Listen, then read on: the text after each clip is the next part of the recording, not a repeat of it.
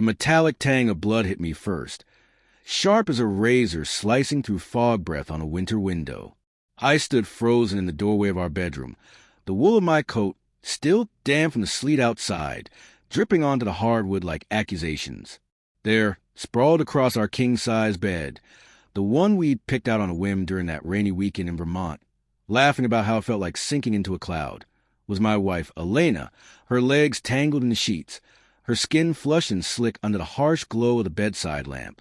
But it wasn't her sweat that carried the coppery bite. It was a gash on her palm, a jagged line from where she gripped the bedpost too hard, splintering the wood we'd refinished together last spring. And beneath her, half hidden by the rumpled duvet, lay our golden retriever, Max, his fur matted dark at the neck, eyes glassy and vacant, a thin trail of foam drying on his muzzle like the remnants of a betrayed whisper. What the hell happened? My voice cracked, not from the cold still seeping into my bones, but from the way the room tilted, the air thickening with a sour undercurrent of vomit and something sweeter, muskier, perfume that wasn't Elena's jasmine. She bolted upright, clutching the sheet to her chest, her dark hair a wild halo against the pillows. Max's collar, that worn leather thing with the brass tag engraved Maximus, king of the couch, dangled from the bedpost like a noose. Tom? Oh, God, you're home early. Her eyes, those hazel pools I drowned in for 18 years, flicked at the dog, then away, quick as a shadow fleeing light. She pressed her injured hand to her mouth, smearing red across her lips. It was an accident. He got into something, the trash, maybe the meds in the bathroom. I found him like this when I got back from the store. The lie hung there, heavy as the silence that followed, broken only by the distant hum of the refrigerator downstairs and the relentless patter of sleet against the pane. I dropped my briefcase, the one she'd monogrammed for my 40th, leather soft as a promise, and knelt beside Max, my fingers trembling as they brushed his cooling flank. His fur was still warm in patches, like embers dying in ash, and the tag tinkled softly against the floorboards. We'd adopted him as a puppy the year we miscarried our first. His sloppy kisses, the only thing that pulled me from the numbness of empty nursery drawers. Now he was gone, and Elena's story fractured in my mind like cheap glass under pressure. I wanted to believe her.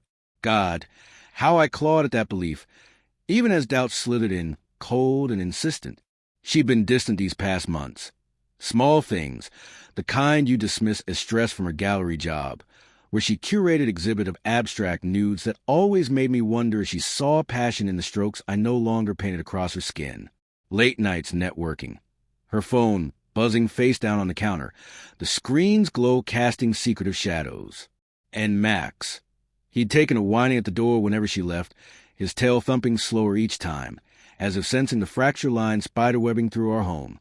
I'd chalked it up to my imagination, to the ache in my own gut from the paunch I'd let settle around my middle after years of desk-bound coding, the way my reflection in the mirror mocked me with crow's feet and a receding hairline. Elena loved me, didn't she? We'd built this life. The Craftsman house with its creaky porch swing, the shared rituals of Sunday pancakes, and her head on my shoulder during old Hitchcock films. Love like that doesn't curdle overnight. But as I lifted Max's limp body, his weight sagging against my chest like a sack of wet sand, the bathroom door caught my eye, ajar, steam curling out like a guilty sigh. The shower had run recently. The tiles gleamed under a film of condensation, and on the sink's edge sat a razor, not mine, its handle slim and foreign, flecked with dark stubble. Heart pounding a staccato rhythm against my ribs, I carried Max downstairs to the kitchen, laying him on the island where we'd once carved pumpkins with Elena's artist precision. The vet's number blurred on my phone screen as I dialed, but my thumb hovered, paralyzed. What if it wasn't the trash?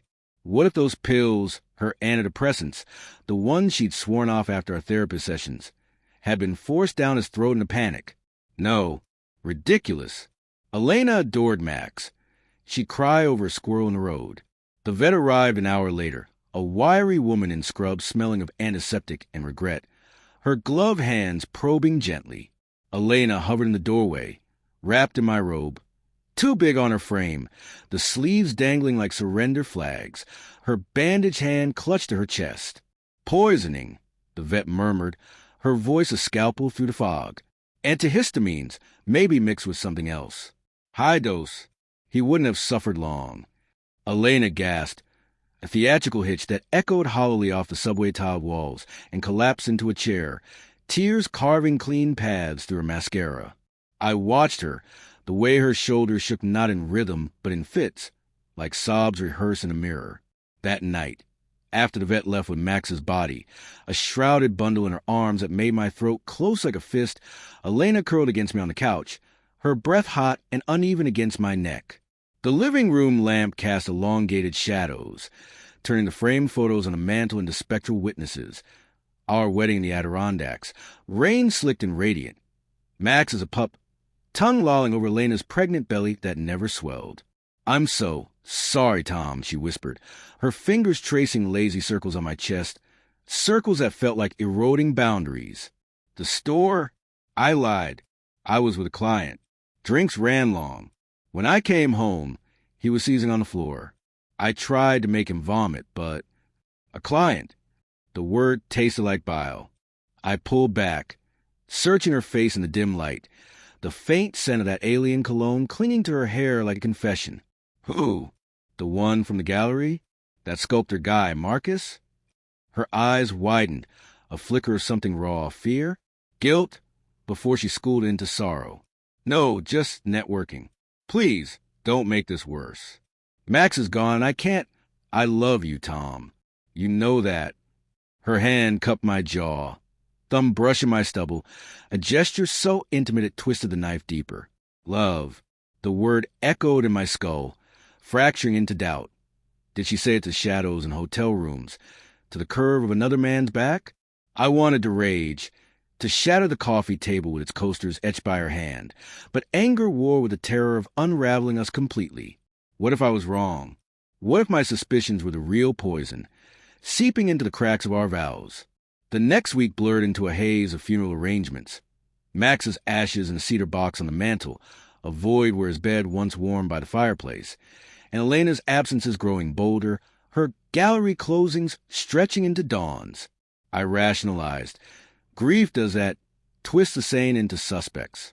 But the signs piled like unspoken indictments, a lipstick tube in her purse, crimson and unfamiliar, a text notification silenced too swiftly, the preview reading, "Can't wait for round 2 Marcus. The name burned, a brand on my thoughts during sleepless nights, where I'd pace the creaking floors, the house groaning like it mourned with me. One evening, as sleet turned to snow blanketing the yard in deceptive purity, I followed her. The decision gnawed at me, a moral quagmire, stalker or guardian of truth.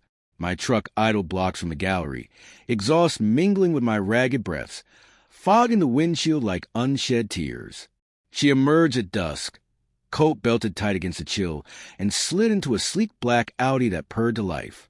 Not hers. Mine lurched forward, tailing through sodium-lit streets, the wiper's rhythmic squeak a countdown to catastrophe. They met at a dive bar on the edge of town, neon buzzing, open like a siren's call. Through the grimy window, I watched, Elena laughing, head thrown back, her hand on his arm, Marcus, broad-shouldered and boyish at 35, his laugh a low rumble that carried even from afar. The betrayal landed not with a crash, but a slow crumble, like the foundation of our home settling into ruin. I sat in the parking lot, fists white-knuckled on the wheel, emotions churning, fury hot as the radiator's hiss, love a stubborn weed refusing to wither, denial whispering she'd pull away any second. But she didn't.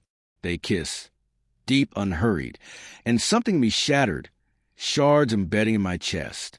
Confrontation came 2 nights later, the air in our kitchen thick with the scent of reheated lasagna she'd made as penance. I slammed the door, the jar of Max's ashes rattling on the shelf. Marcus. How long? My voice was gravel, scraped raw. She froze mid-stir, spoon clattering into the pot, steam rising like ghosts between us. Tom, please, it's not. How long? Anger surged, laced with the guilt of my own neglect, the nights I'd scrolled job listings instead of her body. Tears welled, but her chin lifted, defiance flickering. 6 months. He sees me, Tom. Not the routine, not the good enough. The miscarriage, it broke us.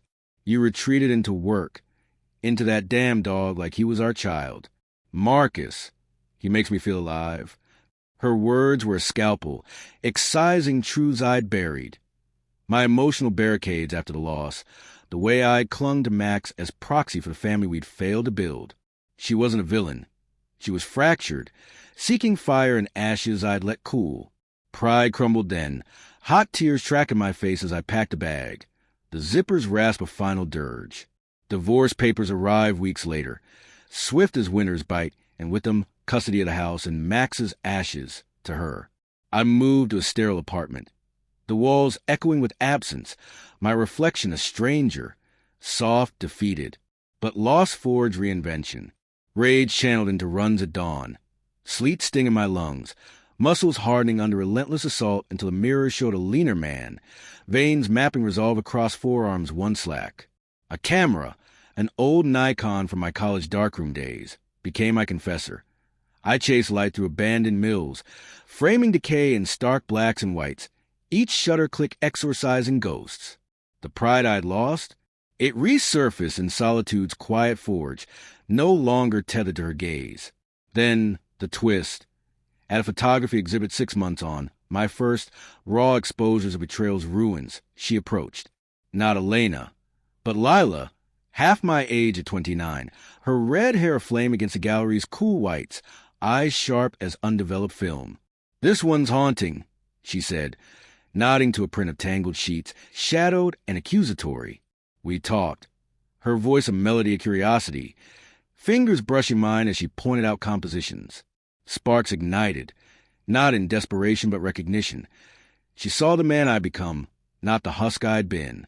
Nights blurred into mornings of her laughter in my kitchen, her skin tasting of salt and possibility, the camera capturing her in golden hour, half-shadowed, wholly alive. But one dawn, as she slept tangled in my sheets, echoes of old wounds. My phone buzzed on a nightstand. A text from Elena. "Found this in Max's collar lining. Thought you'd want it." Attached. A photo, time-stamped the night he died. Marcus, grinning, arm around Elena in our bed. Max's collar in his hand. Pills spilling from a bottle onto the duvet. The room spun, Lila stirring beside me. Her hand on my chest, steadying, unknowing. She'd been his assistant at the gallery. I realized with a gut punch, the client Elena had buried in lies. Lila's eyes opened, mirroring Elena's hazel, and she whispered, "You okay?" But in that gaze, I saw the cycle. Another layer of betrayal, woven from the same thread. I lost my wife, my dog, my pride, but gained a new body, a camera, and a woman half my age who might just unravel me anew.